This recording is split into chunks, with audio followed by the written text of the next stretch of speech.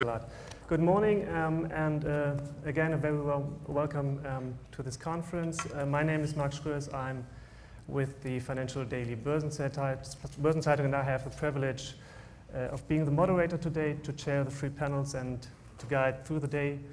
I think we already had a very good start with the speech by President Weidmann and also with Andres up here. So it was great, and I think we will have very interesting discussions during the day. At least we have highly topical issues and distinguished panels, so I'm looking forward to the discussions. And the way we'd like to organize it is that each panelist, first of all, will have some time to make some more general remarks, so we agreed 5 to 10 minutes.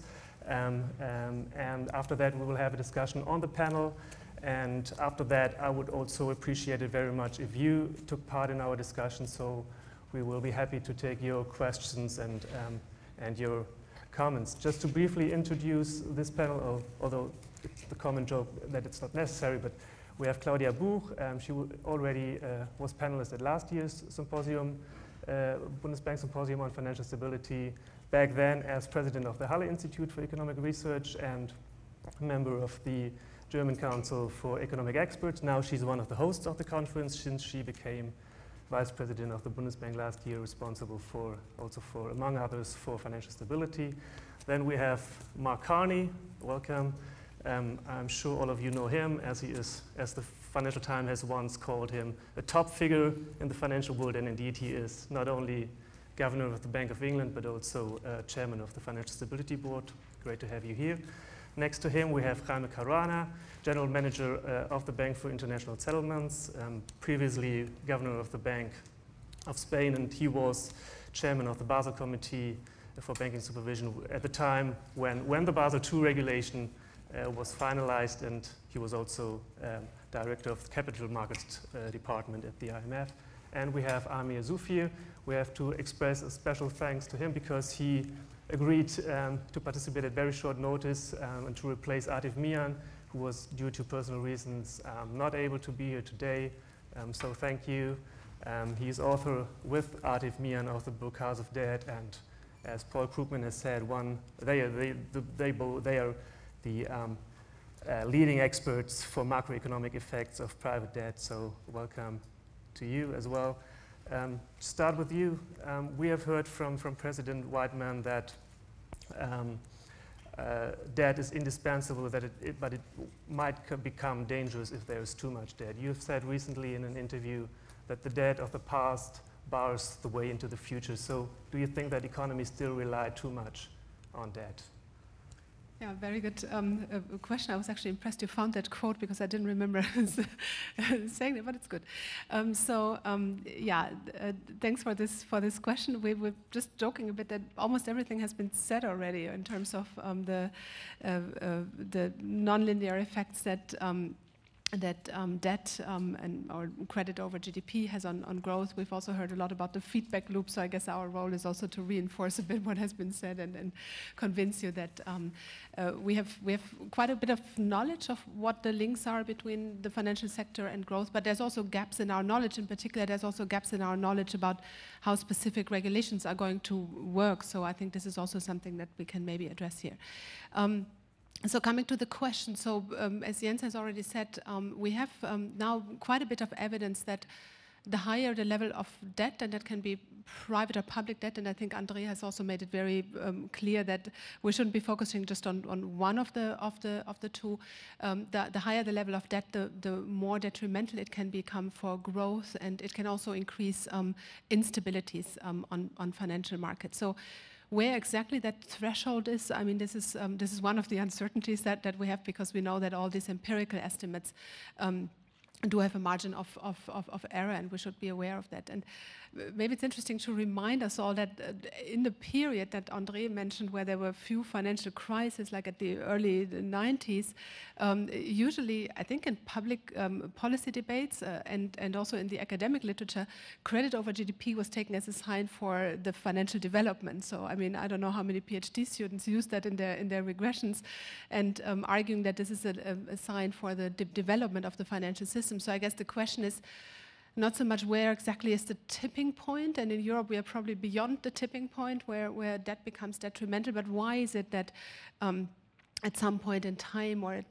as credit over GDP grows, that it becomes has a negative impact on growth. And for me, a key reason for that is that, of course, it becomes more and more difficult to find these good investment projects, the good investment projects that generate value and that increase innovation and productivity. So this is also indication that actually for countries which are at a relatively low stage of development, they can still reap the benefits of a growing and increase a banking sector which grows larger, but the more developed you are, the more you hit the productivity frontier, the more difficult it becomes. So this is, I think, one of the main reasons that when we think about what banks are doing, what financial intermediation is doing, that it is becoming more difficult if countries grow to reap those benefits. And I think this also tells us a bit why if you think about what the financial system is doing, why it's so important to think more about the integration of equity markets and the development of equity markets, because this is really all the markets which have beneficial risk-sharing properties. This is also something that we've heard a little bit about. So it's easier to deal with risks that have materialized if you have a higher share of equity finance, and they're probably also the markets that are more conducive to financing, innovation, entrepreneurship, and all these things that we want the financial system to accomplish. I think in terms of, so how do we, I mean, this is trying to describe what's going on, and I think there's also quite a bit of evidence that this is one of the mechanisms that just as the financial system grows larger, it becomes more difficult to fulfill that role. The question is, where do we go from the very concrete situation that we're facing in Europe right now, where we have reduced debt levels over GDP, in particular for the private sector, but at a very, very slow pace. So if you look at the countries that have achieved, so public sector debt levels have not really decreased. For the private sector, it has happened, but primarily in the countries that were under programs and were going through some restructuring efforts. So we are still, in terms of the level of debt, we are still above the level that we started off with in maybe the late 90s or even earlier. And I think of issues of dealing with potential debt overhang that nobody will probably be able to really quantify exactly. Already a couple of issues have been mentioned here. So one is prevention, so improving risk assessment, and this is probably the role that the single supervisory mechanism is playing in Europe. But then it's also a question of how to deal with distressed institutions, and here we have new mechanisms in place with the single resolution mechanism. We have the bail-in tool. But yeah, now it's the task of us and policymakers in general to actually enforce the rules and to which is, as we all know, a very difficult process. So I think the key to the policy agenda is not only to think about how can we deal with debt along the intensive margin, lowering the level of debt over GDP, but also dealing with exit from the financial sector. I think this is the very important element. So I'll stop here because we have probably many more things to say, but I think in a nutshell, this is I think the issues we should be focusing on. Great, thank you. You already you ended with the financial sector, so that's perfect to go to Mark Carney. You were charged as chairman of the FSB with a task to make the global financial system more safe, to make it safer, to make it more stable. How worried are you from this perspective about the high levels of debt, private and public debt globally? Well, of course you would expect the Financial Stability Board to worry about these things. I don't worry quite as much as Jaime does, but you've got us in the right order. Let me talk about sort of from three perspectives of the FSB, because and a common theme around the load-bearing capacity, because there's three ways we look at debt. First is the load-bearing capacity, obviously, of the debtor. You know, the natural question. So what's the ability of the debtor to service their debt? From a macro-prudential or systemic perspective, it's not just about the probability, though, of default. It's actually the macroeconomic dynamics of heavily indebted households, for example, or heavily indebted economies. And if you look at, let me use the United Kingdom as an example. there are relatively few advanced economies that have delevered in the private sector. The UK is actually one of them. And I speak under Jaime's control because he walks around with a list of the leverage, literally, with a list of the leverage stats for all the major economies. Private debt's fallen about 30 percentage points of GDP. And yet we've taken quite aggressive macroprudential action in the UK in the last year because we're concerned not necessarily about bank balance sheets. We've stressed our bank balance sheets, quite a severe stress test, to a 30% house price fall, doubling of unemployment, doubling of interest rates, et cetera, and found that they would still, at least on the stress test basis, still be able to lend to the real economy. But our concern has been that an increasing proportion of households were borrowing at high loan-to-income levels. And our experience in the UK, it happens to be the experience that we have in Canada as well, and also in a number of other countries, is once you start getting debt service ratios above 35–40%, the weight of debt, the stress that comes with that is nonlinear. So it's not necessarily default. Actually, default histories in the UK are very, very low. UK households pay their debts, but they economize on everything else, and so you get a paradox of thrift in the economy as a whole, and you get that adverse dynamic. So we've been trying to use macroprudential policy as an insurance policy to limit the proportion of highly indebted households in advance. So this is preventative, as Claudia just said.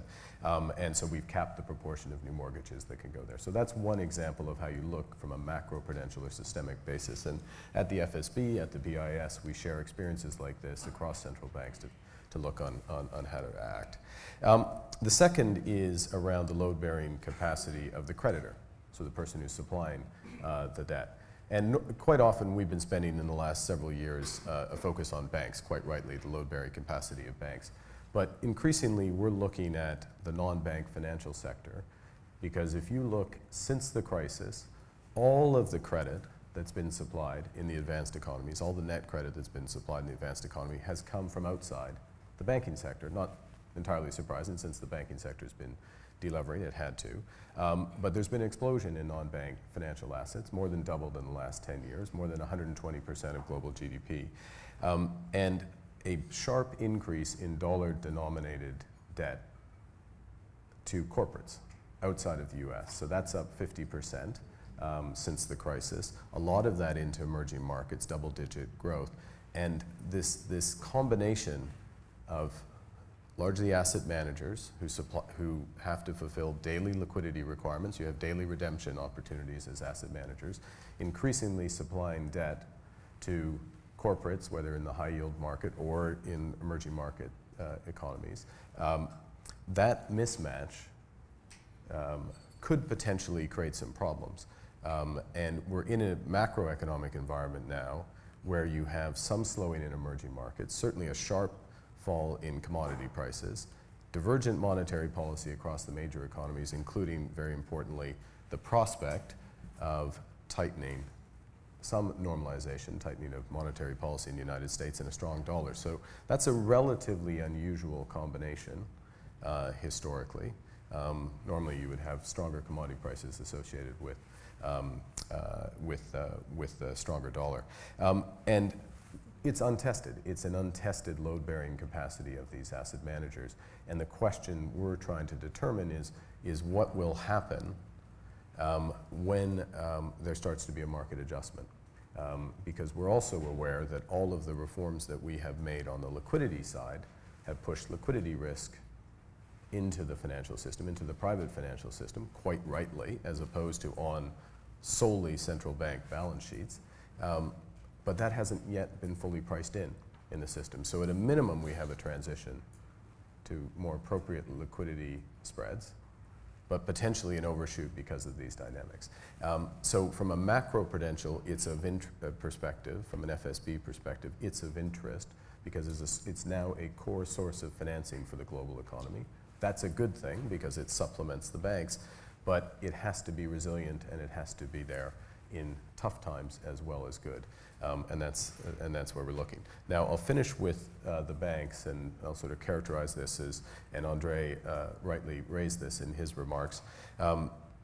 the load-bearing capacity of the state, because this question around ending too big to fail is really about removing this reliance, as we all know, on the state, ultimately providing what in effect is a subsidy to the largest banks in the world. It's a heads I win, tails you lose strategy for those institutions. It promotes excessive risk-taking of those institutions. And what we have done with Jens's leadership and Klaus and others' leadership is through the FSB at the G20 is we have an agreement, not a final agreement, we have a proposal that was agreed and endorsed by leaders for this total loss absorbing capacity, which is to use debt to have a, if you will, a prepackaged resolution in these largest institutions. Now, I'll finish with this. There are a few advantages of that. One is that it effectively increases the capital, the loss absorbing capacity, to be more precise, as Andre said, in the banks. But the second thing is it changes the incentives. It ends the free ride that creditors had in providing debt to banks. Our estimate is that the implicit subsidy that the state had given to UK financial institutions has fallen from 140 billion pounds a year to about 10 billion pounds, because we haven't yet finished the agreement. The rating agencies have now, the two major rating agencies have now removed the sovereign uplift for the major banks because they can see where this is headed. And so it's imperative that we finish this off this year in order that we use debt to change incentives to not just give banks that extra cushion of capacity when they fail, because sooner or later somebody will at some point, hopefully not on our watches, but also because the incentives of the debtors have changed, they will prompt management actions earlier, which is what you want in order to avoid that ultimate failure. So those are three ways we look at it from an FSB perspective. Okay. Jaime, Carney already mentioned that the BIS is even more worried about that than the FSB. And indeed, the most recent annual report very explicitly said that it is a big problem, major risk, and that there is a need to bring debt levels back to more sustainable levels. Do you have the impression or the feeling that policymakers really share your view and your reasoning, given the fact that private and public debt has risen enormously in recent years? Well, I agree with Mark, so it seems that we agree on many things. So I would like to make 3 points, and I think the first point would be about how much debt is too much debt. And I think we don't have a good answer for that, so that's the first thing. Now, if we look at the present amount of debt, overall debt that exists today, and we look at from a financial stability perspective or macro perspective, what we can see is that the debt today is about 25 points higher than before the crisis. And that is something that we should be, in that sense, concerned. So that's why we are concerned. And I agree, there has been deleveraging in some areas, in UK, in the private sector, in United States, significantly in the private sector.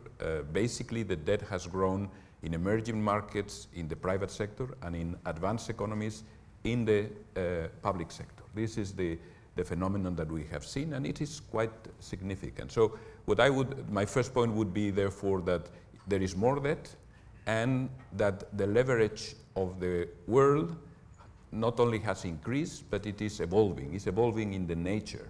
And we are now in what we call the second phase of global liquidity, where it is not the banks, as Mark said, it's more the capital markets that are driving this phenomenon, and it is driven by search for yield. Is another phenomenon that we need to analyze. So that's the first part. More leverage and different kind of leverage. My second point is this brings risks, and to me the risks are obvious, although they may be difficult to measure or at least difficult to quantify. But the focus that I would like to put is to say that as long as debt stays high, the linkages between the macroeconomic performance and financial market is very strong. And today the macro-financial linkages are as strong as ever, or even more, because there is a lot of debt. And I think Mark gave a very good few examples of where are these linkages. The first one, and I am repeating his, but I think it's very important, is there is a disconnect between high levels of a stock of debt and the, I would say, exit door, which is small or even getting smaller, and which is the market liquidity. And I think this is an issue that regulators and Financial Stability Board, etc., are trying to analyze properly, but it is most importantly something that the private sector has to internalize. They have to internalize that the exit door is smaller, and that is very important. And in part, this smaller, it comes because before the crisis, liquidity risk was heavily mispriced, and now it's better priced in part because of the regulation. But if the price is higher, there is a smaller exit, and this has to be factored in by risk managers. And I think the second point that Mark, I will also insist because it's important, is the new role of asset managers, and because that is now more and more channeled through the capital markets, and we need to understand well how, even if they are less leveraged, there are leverage-like behavior that could be as pro-cyclical as we have seen in the past in banks. And this is another phenomenon that we need to analyze. Mark mentioned the foreign debt in dollars. I think this is, for example, an interesting example of the nexus between debt and some other phenomena. Is the nexus, for example, of debt and rising dollar. Is the 9 trillion of debt that exists that is dollar denominated, but outside of United States. So is borrowing in dollars when you are not in United States. You are not in the dollar constituency, so to speak. Now, some of these borrowers are hedged because they are receiving exports, etc., but some of them are not. And that has financial stability implications, but it has also macro implications because raising the dollar is tightening credit conditions for significant borrowers. And that, I think, is an important thing, this nexus. There is another nexus that we have been writing in the last quarterly review of the BIS about the oil market and how there is a nexus between debt and the oil prices.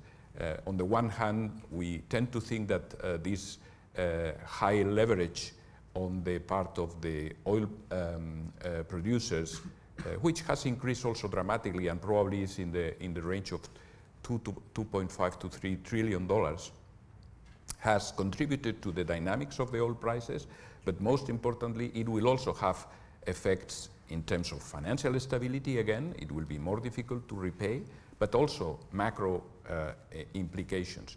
And macro implications through lower investments or through difficulties in the budgets of those countries that rely on exports on oil.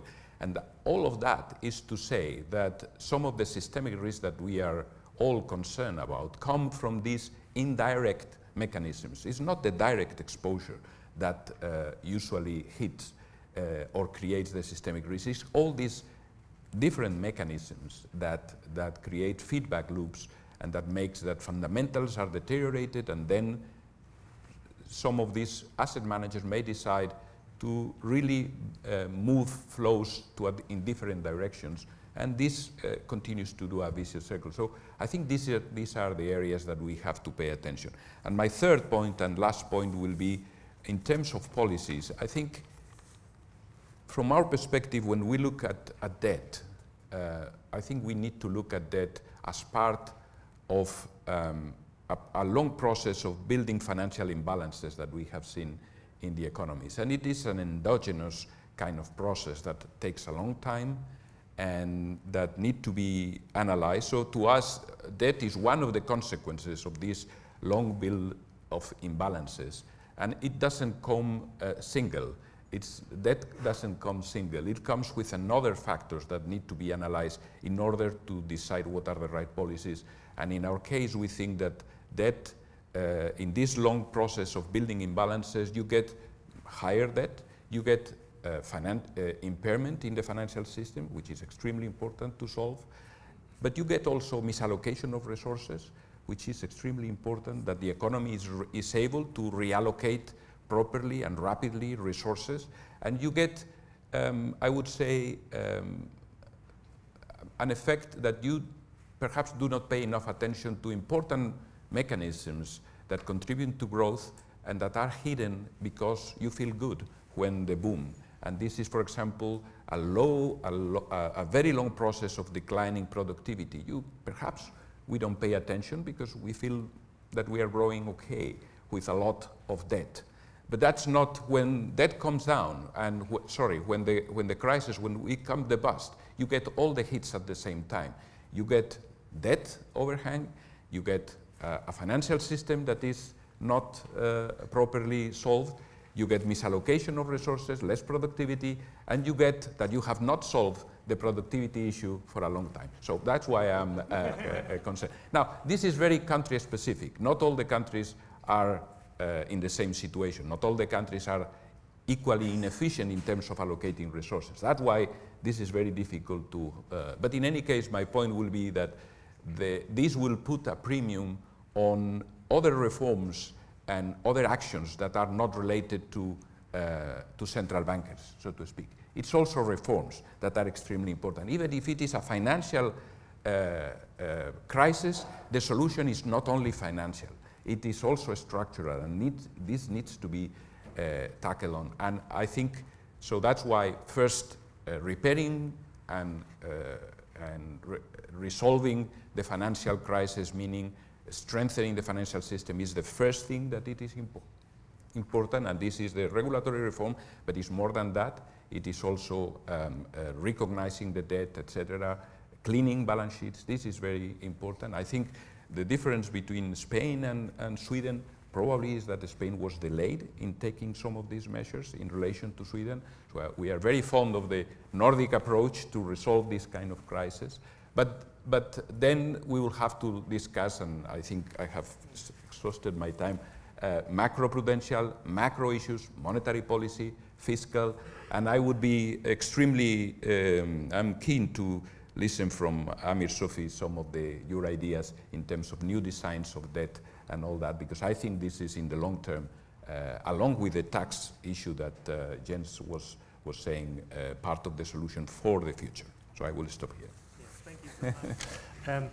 Amir, Jaime already mentioned your work and the book House of Debt. Maybe just as start from your side, from your point, because I guess not all of us have read the book.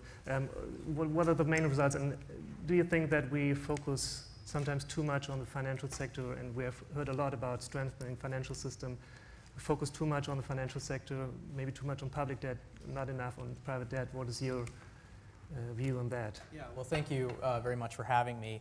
What I want to do is talk a little bit about the details of why debt is dangerous, because ultimately I think it helps to inform the policy discussion of what policies are optimal. And the traditional reason in the academic literature of why debt is dangerous has been emphasized by many speakers already, and that is that debt exacerbates financial sector problems when debtors default on their obligations en masse. This is things like fire sales of assets. This is things like a reduction in credit supply and the notion of the financial sector as a utility company that is just not doing the basic function. I completely agree that that is an important reason why debt is dangerous. What we have done in our book, my book with Atif Mian, is we've emphasized two alternative reasons why debt is dangerous, and people have alluded to some of these issues. So I wanted to talk a little bit in detail about those two other reasons and then talk about what policies would be recommendable given those reasons for debt being dangerous.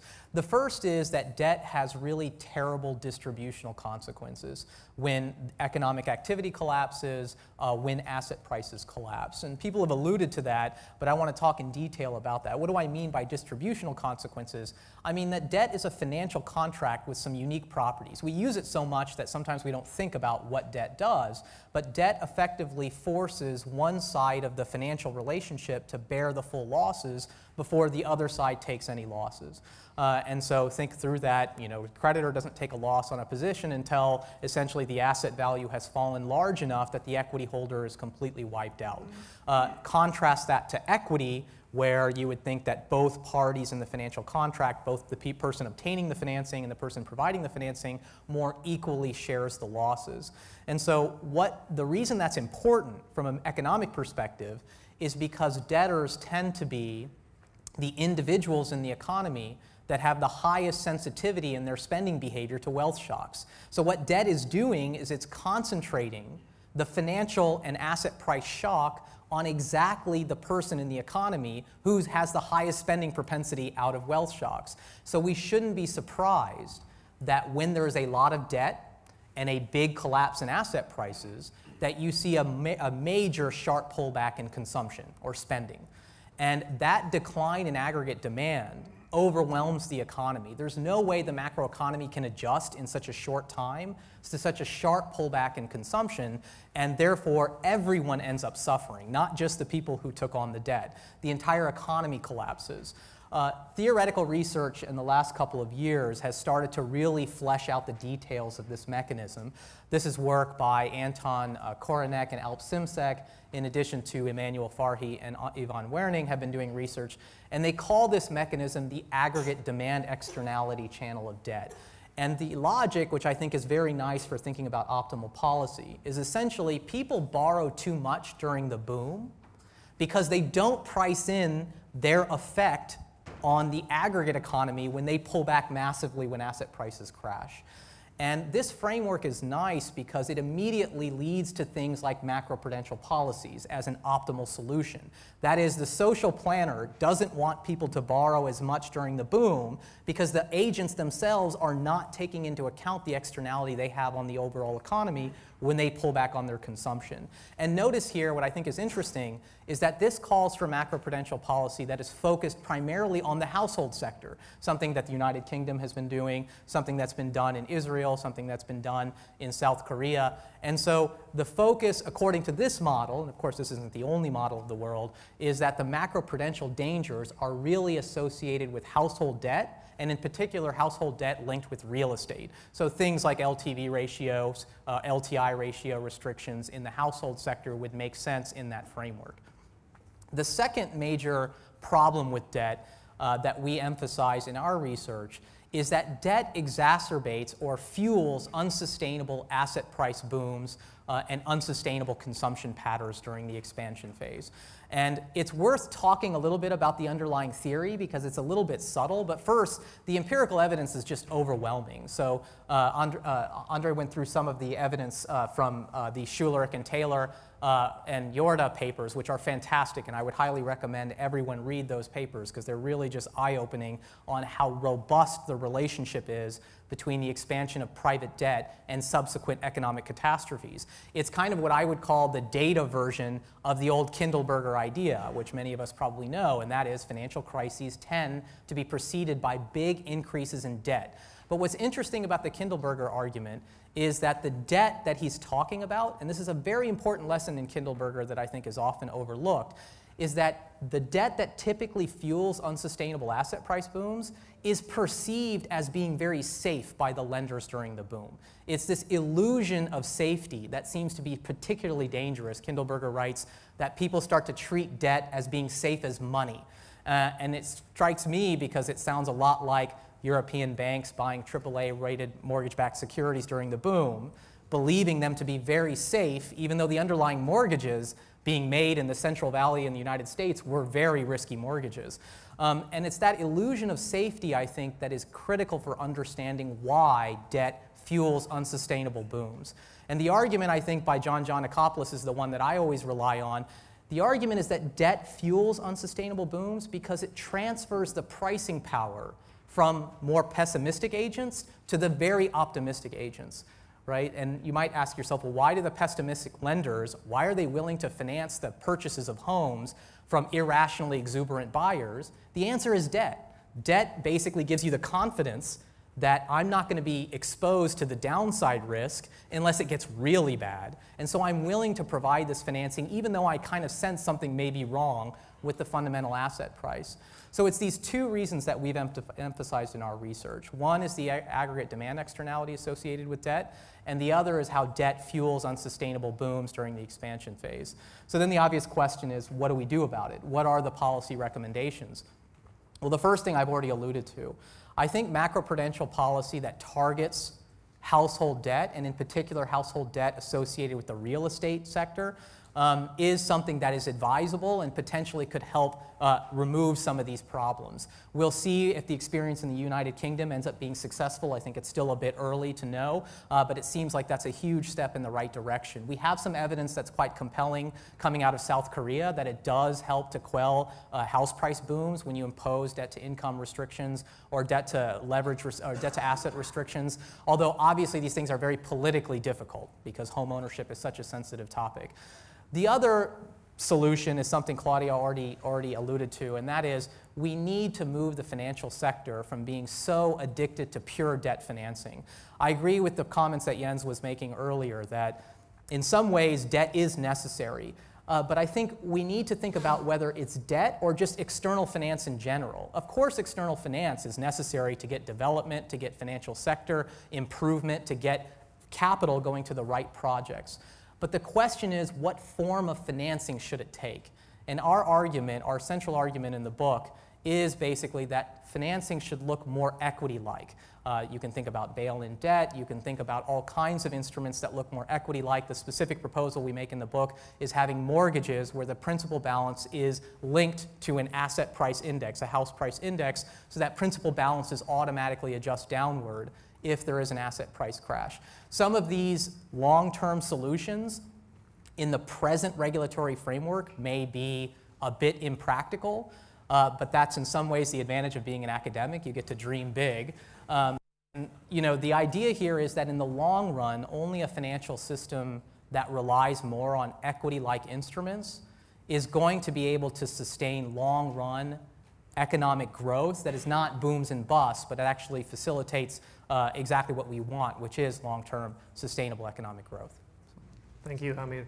I think we have heard a lot now about why debt is a problem, why it is dangerous, and we already heard a lot about possible ways to prevent the buildup of debt. But to me, it seems the first question we have to answer is, given the high levels of public debt at the moment, public debt and private debt, what are the ways to overcome the recent situation? I have looked into the BIS report, and they listed some ways of dealing with this problem: to grow out of debt, inflation, to reduce the outstanding stock of debt, to write-downs. What is the question is there a realistic way out of debt to reduce the debt levels we're faced with at the moment? What is the best way to do? And then we can talk about, of course, how to prevent falling into a similar situation in the future. Okay. Certainly, I don't think inflation is the right move to get out of the debt. I think perhaps we should look at incentives for that, and to make sure that we reduce incentives for that. And I think that's probably one of the important. So if debt continues to grow, try to close the tab that is bringing debt.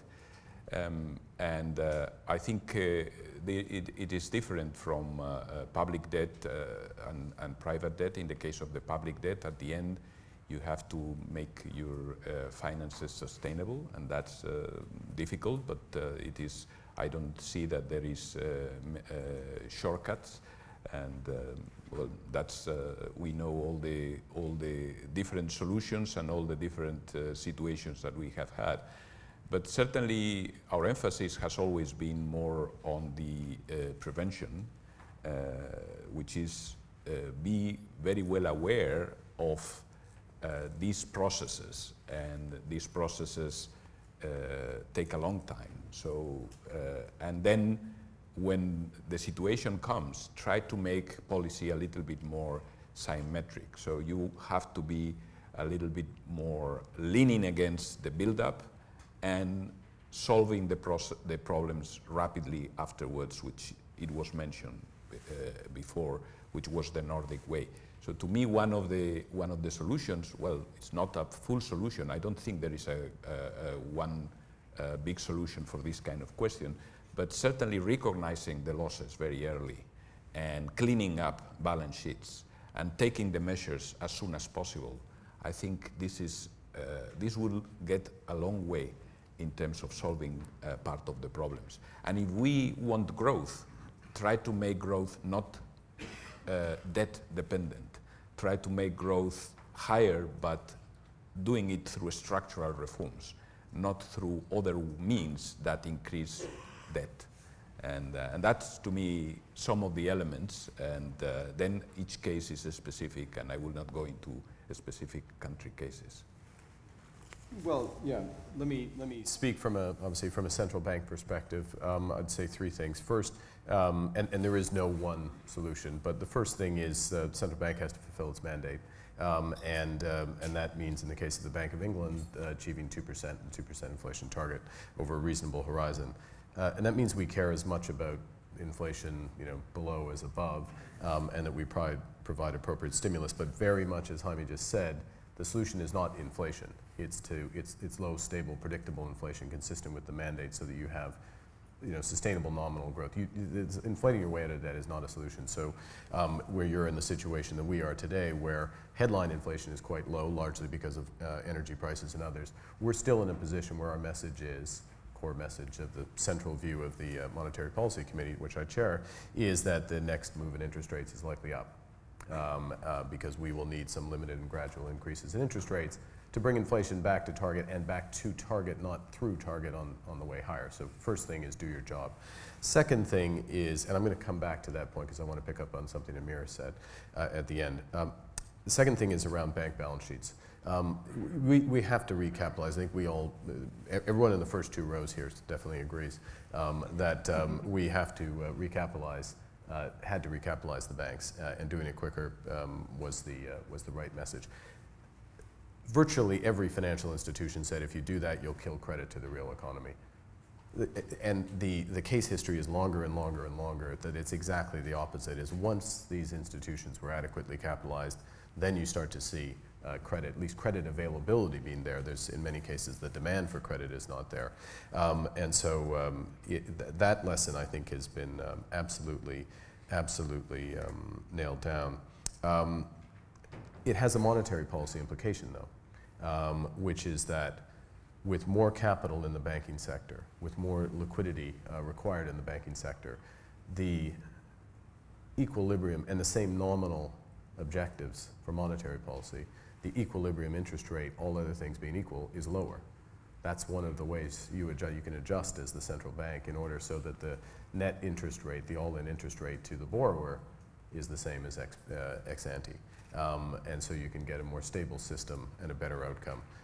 And that's something that virtually every analysis from the private sector that looked at this and said we shouldn't raise capital requirements missed. The last point is to go to where one of the core points Amir was making.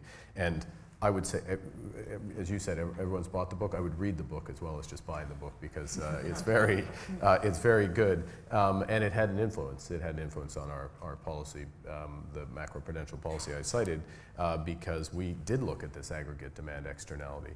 So as a central bank in this environment, you have to look at aggregate demand, the weight of debt, not just the wealth channel, but the net worth channel, if you will. And how does that affect consumer spending going forward? What does that mean for the stance of policy? And it's different in different economies. In the US, the wealth channel is much stronger than it is in the UK. Financial wealth is a bigger proportion of household balance sheets. It's and there's more of a financial accelerator, as everyone knows, in the mortgage market than in the United Kingdom. But in the UK, the reaction of households in a recession is to buckle down. Their marginal propensity to consume is much lower, and you get that aggregate demand multiplier, and that's what really influenced our thinking in the stance of macroprudential policy, which is why we've done what we've done. but it also has implication for monetary policy, to get back to my first point, in order to get to our objective. You wanted to? Yeah, so I would like to come to your question. So how do we get rid of the burden of legacy debt? And I will focus on private sector debt, because the public sector debt is yet another difficult issue. And I would like to remind us that we've actually started 2 big projects, and one is underway already, and one is starting. So we're collecting ideas on this. The first is the banking union. So basically, with the banking union, in particular with a single resolution mechanism, to some extent we're trying to get to achieve something that we haven't thought of before, or not sufficiently, because we were over-indebted, the private sector was over-indebted, and now we have introduced the bail-in tool. So that is basically a way to get some risk-sharing mechanism into the system, and actually it provides a way for more private sector risk-sharing. So in Germany, I think maybe also in other countries, there was a lot of skepticism related to the banking union, because people were afraid that this is creating public sector bailout schemes and single resolution funds. And I think the message that we try to bring across is that with the bail-in tool, we actually have a mechanism built in which gives us more private sector risk sharing and getting some equity-like element into the contracts, but ex post. So it certainly would have been better to deal with it earlier, or to take more preventive measures. And so, as I've said, we have to see how far this is going, because we all know that there's some limits to bail-in when it comes to really systemic concerns, but that should be very limited. And so the cases where we really need public backstops, that would be the extreme exceptions. And then we're starting another big project, and there's a big debate how serious it is, and whether it's just a political project which is not bringing us very, very far, and this is the capital markets union. So where the banking union in some sense is not really changing the regulations, it's changing where banks are supervised, namely at the European level versus the national level, but it's not really changing the regulatory framework. The capital markets union could have the potential to bringing us closer to a more equity-based financial system. So in principle, I mean, we have a common market for capital in the EU, and so there's no direct barriers to the integration and to the development of markets, but we still have a lot of national discretion over policies that are affecting the functioning of the financial system, and that also affect the value of what's on banks' balance sheets. So just think about insolvency regulation. That has a large impact on what is the value of assets, and we haven't done any harmonization there. I'm not sure whether we should do harmonization, because it also depends a lot on national circumstances, but these are certainly policies that have an impact on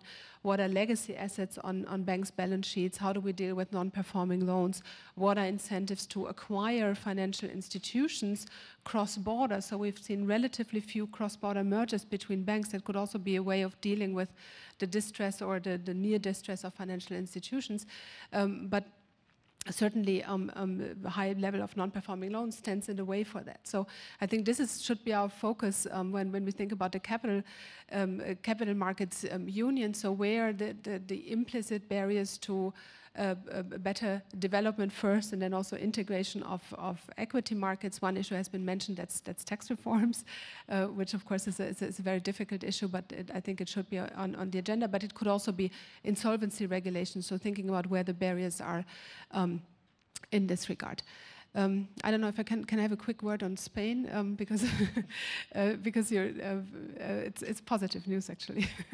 Well, certainly there was some delay in the case of Spain, also with regard to tackling banking sector problems. But I've just very recently seen very interesting data and results from research showing that precisely the reallocation of resources that in Spain we would like to see from the real estate sector to the export sector and to manufacturing seems to be happening. It's really interesting to see that Spanish firms apparently during the crisis increased their export activities, not only along the intensive margin, so not only the same firms exporting more, but apparently also new firms have entered foreign markets, of course, because there was a decline in domestic demand, but I think it's also a sign that first of all, the reforms are working. I would fully agree that it can't just be central banks and financial regulations that does the trick, but it's also other reforms that are working, and there's also evidence that the financial frictions are less severe for the exporting firms than for other firms. So I think there's also signs, probably we have to look even closer into that, a better functioning banking sector and dealing with the problems in the banking sector also contributed to that process. Okay, thank you. My guess is that it seems to be very difficult to get rid of the recent problems. Coming to prevention then, we talked about it a lot already. We have heard some proposals by President Weidmann. We already discussed some on the panel. And particularly on the macroprudential issue, maybe a question to you, because you have some experience, and this is a very new area and some new instruments. Is there a risk that we have too high expectations on the macroprudential issues, especially in the context of zero or negative interest rates and massive QE programs? There's always a risk, you know, speaking from the perspective of the Bank of England, our view is that, you know, macroprudential is the first line of defense, or actually, to be clearer, the first line of defense really are private sector actors, better understanding, and, you know, we actually do want risk to be managed and borne in the private sector, so the first line of defense is that. But there are these externalities, and you can't expect private individuals to think about the systemic consequences of what they're doing, and therefore there's a role for macroprudential policy. And it is in its relative infancy, but there are quite a range of tools that can be used, and we're certainly nowhere near to having exhausted them. After all, what I've described that the Bank of England has done in the housing market has been to take out insurance. We're preventing a movement from underwriting standards from responsible where they are today to reckless where they could be tomorrow. They won't be able to move to that level, not just on an individual bank basis, but from a systemic basis. So we're taking out insurance against that. We're not actually reining in activity that's currently happening today. In other jurisdictions, central banks are actually doing that. So there's some way to run still in terms of the calibration and the range of tools we could use.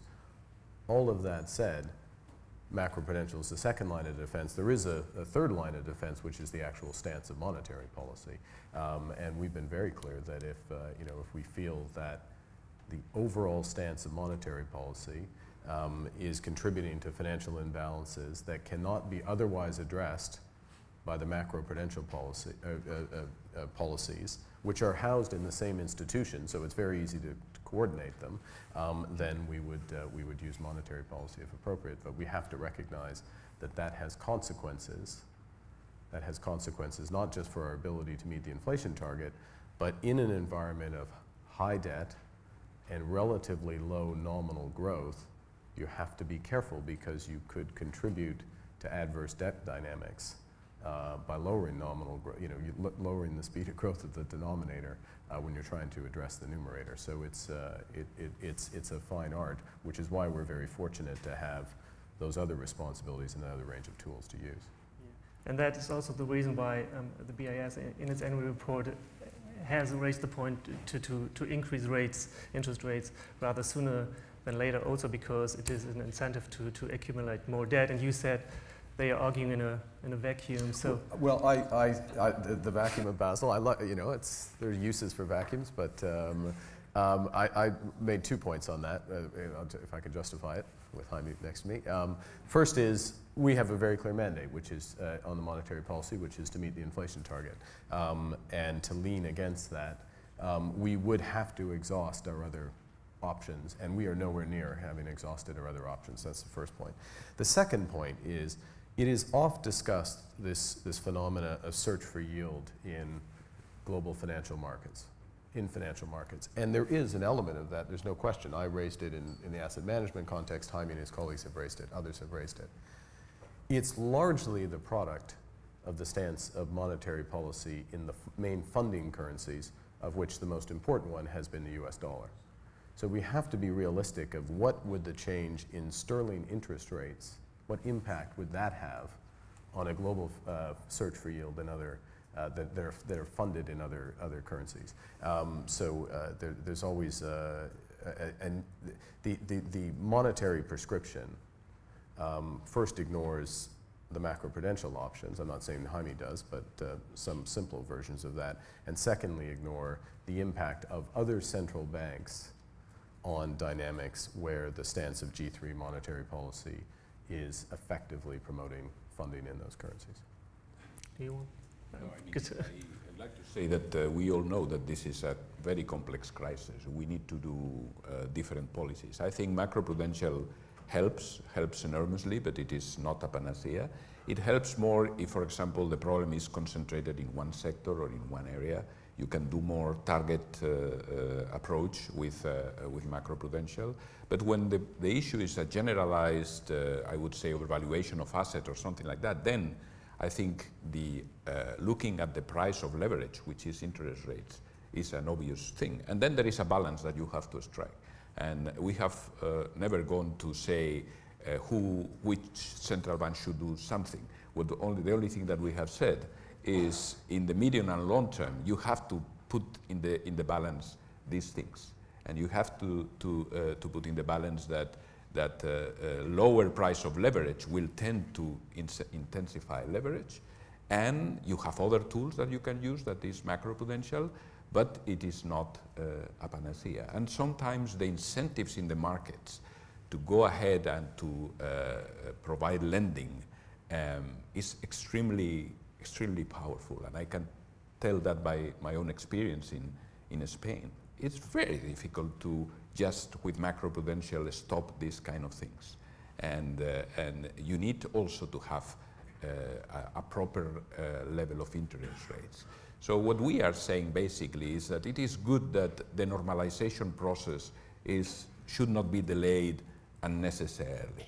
And then there is a lot of room for maneuver in that kind of a statement.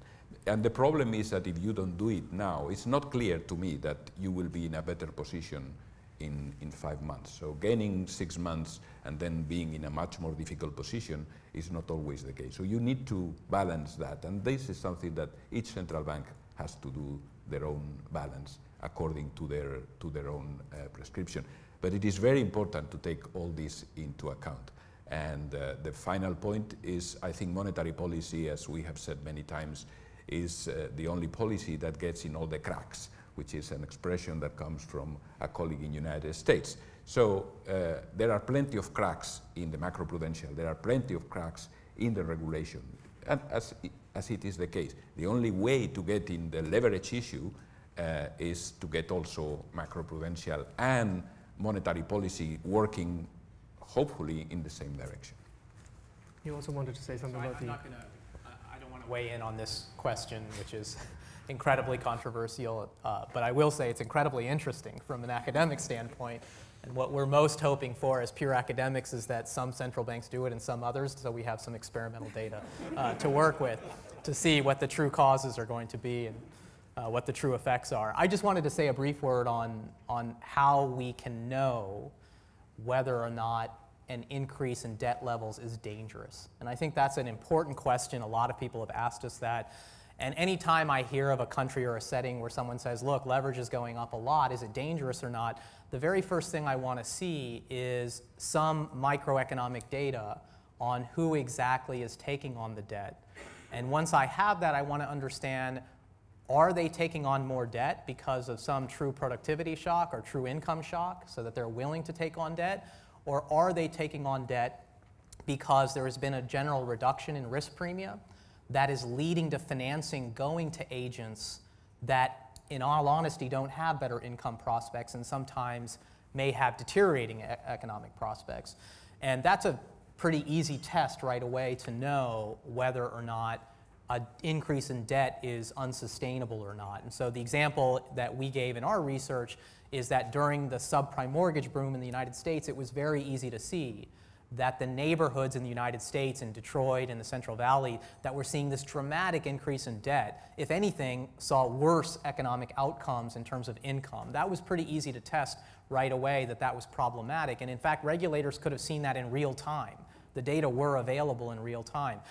subprime auto loan market today in the United States has a similar characteristic, that there's a lot more subprime auto loans going to people who don't have improving economic prospects. Now, the problem with this test is it definitely detects a problem if there's a problem.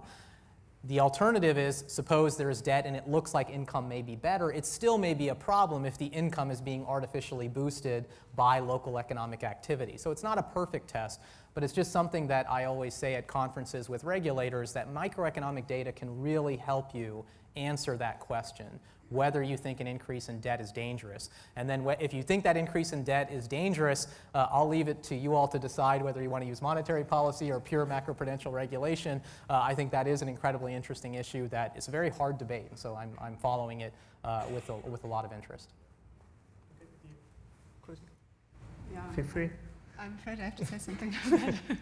So I don't want to diminish the question about, you know, how do we weigh the different goals. I mean, this is difficult. We know there's interdependencies and all that, but I would like to emphasize the point that has just been made, because I think this is what we know from everyday practice, and this is what we know from the literature, in particular with this macroprudential policies. If we don't go to granular data, if we don't try to see what's really happening, I think we're not going to address the issues that are at stake. And maybe I would like to remind us a little bit that now here we're talking about macroprudential policies as if this is something where we understand how it's working, and we know that it's always good for the economy, but there's also a big risk because we have a lot of uncertainty. We haven't used these instruments. We don't know which goals ultimately they're going to fulfill, because we have a lot of, and for very good reasons, and rightly so, it's not only central banks deciding on macroprudential policies, but usually we have financial stability committees where also ministries of finance typically are involved. This is very, very good. I think this is because it has distributional consequences. I think we also need a broader basis for that. But that means it's not so clear what effects these policies have, how they're actually working. And so this is why we need also the micro data in the regulatory process. So we have to, I mean, maybe we have to have something like sunset clauses with these regulations where we look at them exposed and see what have the effects been, and do we have to revise our strategies. I think this is very, very important. And so I think this is also what we have to do from our side to increase transparency, and also explain to researchers and to people from the outside world looking at us what we are actually doing, because issues are complicated. There's a lot of institutional detail you have to know, and this is, I think, something which is very important. So we need these policies, we need to act. We shouldn't have inaction bias, but this also means that we are acting under a lot of uncertainty, and we have to make sure that we're actually looking at what we are doing in a structured and consistent way. Maybe a last one before we're also asking the audience for their questions and comments. You mentioned the very divergent path of monetary policy worldwide, that it's unprecedented. Do we have to prepare ourselves for very turbulent times in markets, for financial stability issues? Well, I think there's a few things. One is that markets have been, until relatively recently, volatility has been quite low. As I alluded in my opening remarks, liquidity premia have been quite compressed. So there's been an expectation that as some monetary policy begins to normalize, that there would be a normalization of volatility levels and liquidity premia. And relative to the recent path, that's going to look more, quote, turbulent. But it's not really turbulent. It's a movement. It's a sort of benign adjustment towards more normal levels. That is almost a given. Then the question is there other dynamics that are in financial markets? Jaime alluded to some. I touched on them briefly in terms of the growth of asset managers, much more cross-border lending through capital markets, in structures where there's daily liquidity, daily redemptions effectively, but less liquid assets. Could that have an impact? Could that have leverage-like characteristics? Hyun Shin has been looking at this closely on an academic basis now at the BIS. Is there more embedded leverage in the system that we can't see? There's the overall leverage in the financial system has come down, measured leverage. There may be more synthetic leverage. That will be exposed as we have these adjustments. Point being that there's going to be an adjustment, will seem somewhat turbulent, will be written up as turbulent. I'm not sure we're particularly worried about that aspect of it, but are there going to be, could there be an overshoot? And could we get a different outcome as a consequence of that, and a much sharper pullback on cross-border finance, particularly as a consequence? That's what we're looking at, and we're in active discussions about what can be done in that environment. The one thing I wouldn't provide any comfort to any private sector actor, though. Yeah, when policy normalizes, there'll be likely be an uptick in volatility, and that's a good thing, up to a point. Okay, so I'd like to. There are mics out there, so just raise your hand, and maybe you can just introduce yourself. Stan Fisher wants to ask a question. Okay, start with Stan Fisher on the right side. If you're vice chair of the Fed, you get. Yeah. Doing my job, very good. Thanks very much. That was extremely interesting. I saw you started, or Jens actually started with the debt deductibility of interest, and I kept thinking, we hear this all the time. Is it really impossible? And then if you look at another phase, it's been done to a considerable extent in the United States on the deduction for mortgage financing at the level of the household. It was there. It's been taken away except for the first $1 million debt. So trying to spare the poor who benefit from it. So it made me start thinking about whether there aren't ways of doing something analogous on the corporate side, by thinking of who is it we think would be really benefit. So it would be small business that we'd want to exempt either if you're playing the political game, or maybe if you're playing the distributional game, which Professor Sufi related to.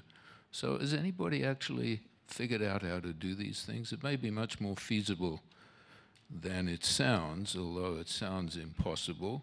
The other way of doing things is to delay them. The Basel Committee delays everything till 2019, so we could delay this thing for about 10 years and it would all come out fine. That's just the question. And there's no connection between it being delayed to 2019 and the fact that my term ends in 2018. It's a good point, Stan, in terms of phasing in some coming off of debt deductibility. It's actually something we're discussing this year at the G20. I'd make a couple of points. One is that I'd be a little leery of the small business carve-out, or I would really emphasize the need for a phasing around small business. And I'm on safest ground talking about Canada, and when I talk about tax, given my current role. There's actually quite a marginal tax cliff if you're a small business in Canada, because it's a lower overall tax rate. There's lots of incentives for small businesses, and then all of a sudden you become a medium-sized business. And there's a fair disincentive to move up. It's like the sort of welfare wall you get in the US and some other jurisdictions. And so you want to, if you put something like that in, you want to smooth it. Because small businesses, we like small businesses in part because some of them become big businesses and employ more people, so you don't want to have that disincentive. The second thing I would say is that this whole area of looking at questions like that and state contingent debt contracts that Amir and Adif and colleagues, and we see a bit in TLAC as another example, that's a very important phase of work. And if there's anything we should take from the situation we're all in, is that we should be spending a lot more time on these types of questions, so that as we start to move out of it, and in fact, and this is the last thing I'll say, is that to the extent to which there's any adjustment or restructuring, that's a great opportunity to then, in that risk sharing, to introduce more state contingent arrangements. Yeah, of course.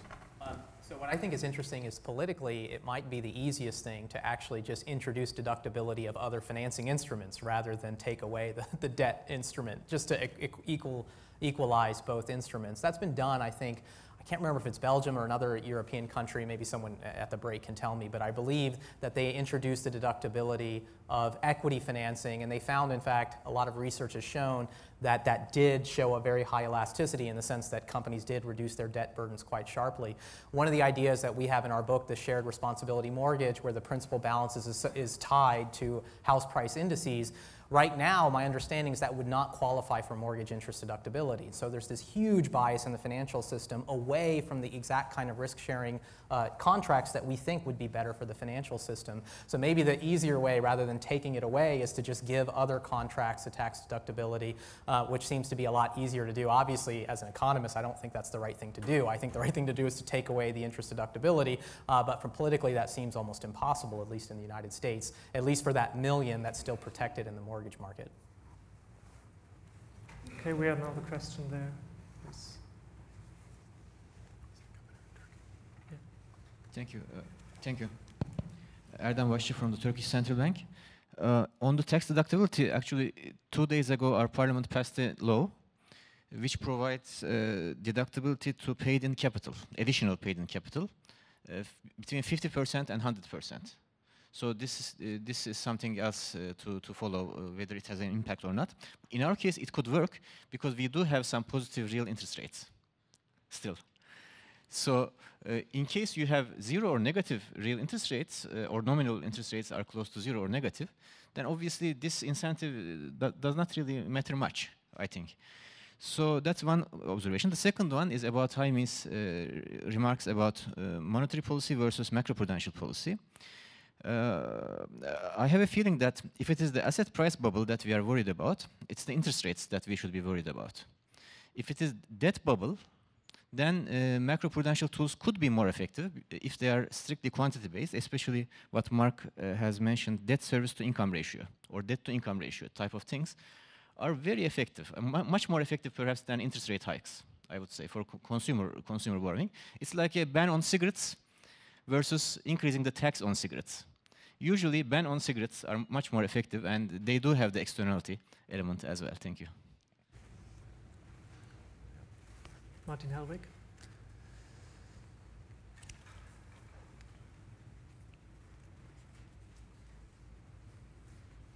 Thank you. Martin Helwig from the Max Planck Institute in Bonn. I'm bothered by in this discussion by the failure to make a clear distinction between the question of how to govern borrowing and lending in the future and how to deal with the debt overhang that we have. Much of the problems that we're worried about at the moment seem to be due to the existence of enormous debt overhang and the incentive effects that has for the entire economy. I'm wondering whether the things we're thinking about concerning the governance of the financial system in the future really help us so much on that point. Concerning the issue of governance, I think we need to appreciate first that there is a difference across countries, and that, for instance, in continental Europe, you don't have the large non-bank sector that you have, say, in the UK or in the US. And then that those parts of the non-bank sector that we have, in fact, are regulated in such a way as to prevent their taking too many risks. So effective insurance regulation in this country, for instance, prevents the insurers from acting as risk-taking institutions, even though for things like maturity transformation, maturity risk, they might be much better suited to do so. Many of the incentives for writing contracts the way we do have to do with, let's fool ourselves about the risks that are involved because the regulators are then happy. You want to? So I think the first point was about the stock versus flow, or what is the legacy problem and what is the buildup of new risks. And try to, I mean, my previous point was not related to public sector debt, because we all know that we don't really have a framework for dealing with distressed sovereigns. I mean, this is a very, very difficult question, and I think right now we're experiencing how difficult it is to deal with it. I made 2 points about the stock of private sector debt, about the single resolution mechanism, which is trying to get at that, and the potential in the capital markets union, to the extent that there's national regulation that has an impact on how non-performing loans can be dealt with. That could also be something that's important in the capital markets. You're not just going forward and how do we, what happens to the flow of financing, and is it more equity or more debt-based? But I think that could also be a way to get at the stock problem of private sector debt. And I think the flow issue, so how do we prevent the buildup of more debt, which is risky, which the borrower can't afford because the productivity is not high enough. I think this is the whole range of issues that we've been talking about, the microprudential, macroprudential regulation. So this is how I would draw the distinction between the stock and the flow problem. But it's clear that the two are linked, so you can't really distinguish them. So the stock and the flow will always have a feedback effect on each other. That's what we're seeing right now. Yeah. Well, look, in terms of, let me just first agree with Claudia on the importance of capital markets union and a series of efforts to provide another channel. And you rightly alluded to one aspect of national regulation that impedes that. There are a host of others. There's a host of other structural issues. It ultimately will be a series of changes that and will take time. But if you want something to do right now, that's a very profitable area to work on from a European perspective. The second thing, I would just re-emphasize what we all know, and you've helped lead this debate, is the importance of just sorting out bank balance sheets. If you look at the experience in the UK has delevered. It has delevered 30 points of GDP in the private sector since the crisis. So there is a way to get out of this, and part of it is through making banks recapitalize, take the losses, and support the growth that's ultimately necessary. And we have not yet seen the productivity benefit of that, which should bring a more sustainable outcome. But this process of having more deaths of companies ultimately leads to more births of new companies and greater productivity. And that's, as you know, as Andre was saying in his remarks, this sort of zombification period is very, very detrimental to getting out, impedes the recovery from debt. And the last aspect, and there are different views, but last aspect is there is a period of accommodative policy in order to support nominal outcomes, achieve nominal objectives, which is absolutely necessary in a high debt environment. And I'm not saying overshoot nominal objectives, just achieving nominal objectives is necessary, by which I mean the inflation target. Yeah. So I completely agree, and I think with what Mark just said, and I think the key trade-off that seems to be right when the economy's collapsing, to be honest, now that we're so much past where we were in 2010, 2011, the problems in Europe have become much more complicated because of that. So it's hard to say what exactly to do right now. But I think the trade-off we have to basically think about is, on one hand, is there is an absolute need to radically restructure debt when asset prices crash. On the other hand, we're worried about financial sector contagion, that if we impose losses massively on banks, they will restrict credit supply. And it's about getting that trade-off right. And I think, I tend to be, as you could probably tell by my earlier comments, I tend to think that more restructuring is needed and that we need to worry about the financial sector. We don't want it to implode. But at the same time, doing the standard liquidity provision, making sure that you solve liquidity crises while imposing losses on the creditors that have made bad loans is the right solution. And that's something that I think we've learned. If you look at the cross-country comparisons, I think the countries that did impose more losses on their creditors have done better after the fact, rather than countries that chose to protect their banks without imposing any losses and essentially letting the debt problem linger. Okay, Klaas. Thank you. It will not come as a surprise that I fully subscribe myself to the comments that have been made on the preferential treatment of sovereign debt. In short, I think wherever there is deliberate underpricing of risk, you almost automatically will get excessive risk taking. But the then next question, of course, is where sort of should this end up? If you take a sort of simplified hierarchy in sort of the risk weighting schemes of uncollateralized consumer loans, partially collateralized SME loans, partially collateralized CNI loans, and heavily collateralized mortgage loans, where in that hierarchy would you see sovereign risk, and what role, how would you interpret things like collateral and risk mitigation in that context? Does anybody have a good answer? Not as good as the question, but at least. So first thing I would like to say that at least at the Basel regulation level, there is not a preferential treatment. So the treatment is if you have risk, you apply capital. That's the rule. Now, at the level of the supervisor, they have the capacity to either do it or not do it.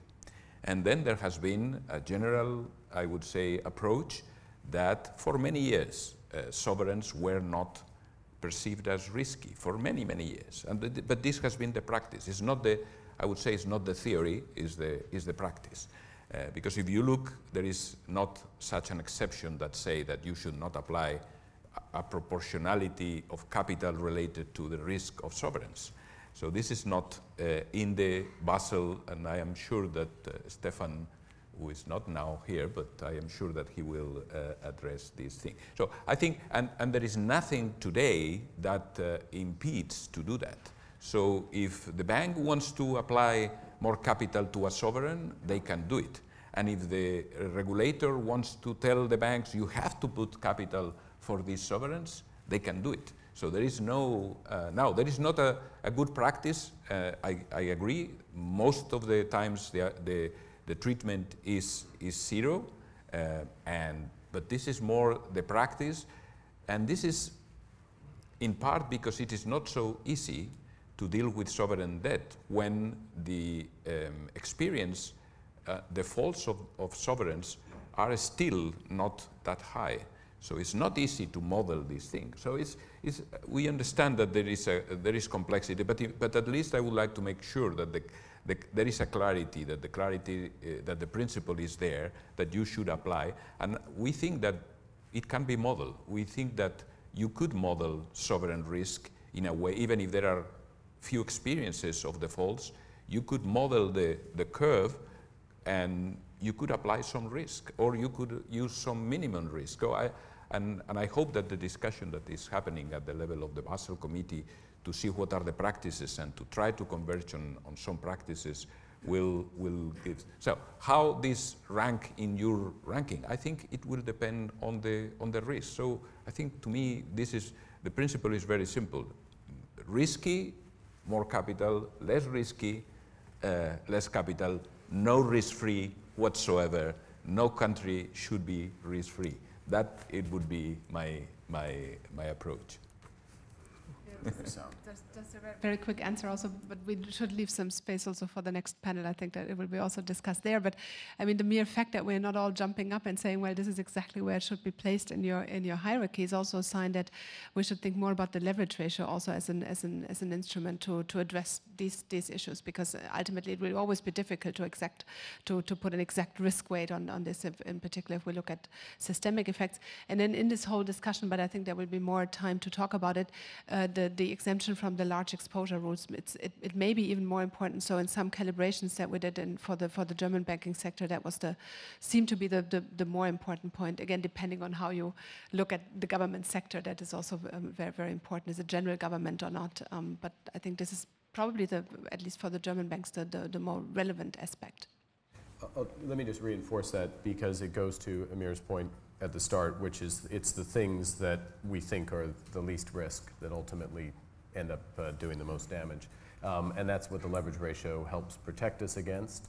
And it's also what large exposure type limits help protect us against. Now there's more sophisticated ways potentially of dealing with it, including using the Basel framework more aggressively, which is part of the discussion, which not least you, Klaus, and also the Bundesbank have very much started at a European level, and we'll see where it goes. Okay.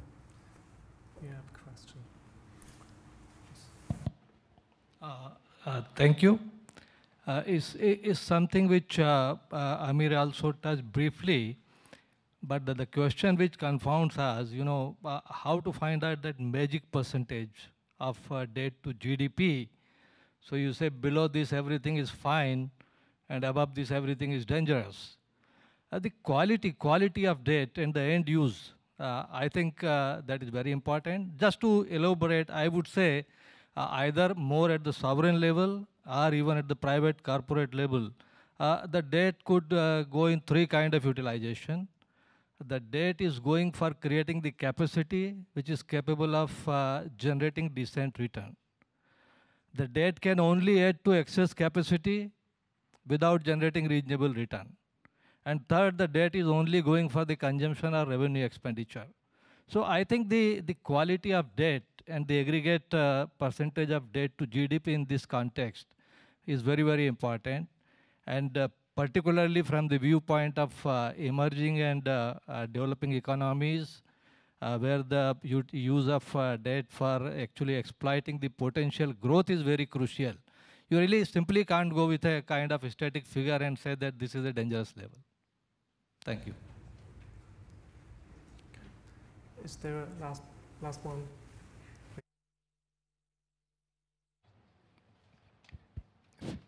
Ceyla Pazarbaşoğlu, IMF. We are at the fund all for macroprudential policies, and I think it's very good. But let's not forget that Spain was the country which had dynamic provisioning. They had LTV ratios and so on. So I think we should be very careful not to rely too much on macroprudential policies. But one issue that I think if you compare Sweden versus Spain, when Spain started taking action, did the diagnostic, explain what the situation was, because before there was denial, came up with a strategy, including, a asset management company and so on, then things changed. And I think the critical aspect should be that we should look for macroprudential policies, but we should also have mechanisms to diagnose the problem, act on it, and also don't forget what was used in the Asian crisis and earlier crisis, but is not used in this crisis, which is corporate restructuring, household restructuring, mechanisms to deal with the borrowers, which unfortunately is lacking in this crisis. And finally, coming back to what Stan said, for 25 years now, I've been working on crises and asking for debt equity bias to be eliminated. I am not sure if I'll see it in my lifetime, but there is something called allowance for corporate equity, and it would be really important for G20 or FSB to really take on and make this important change. Thank you. Thank you. I think we have to stop here. Say one thing. Of course. Let me say one thing on macroprudential policy difference, maybe be pre-crisis and now. There was no secured credit growth, net secured credit growth in the United Kingdom, and we put in place macroprudential policies. So it's partly acting, there's timing as well, which can also help make a difference. So I wouldn't swing to the other side and treat this as, I wouldn't downplay it too much. Thanks a lot. I think we had a very interesting discussion. I think we all need and we should have a coffee break now for 15 minutes. So my proposal is just to meet again at 11:45, and Stan is not here, but I hope he will agree. So meet again at 11:45 and then have Stan Fischer. Thank you.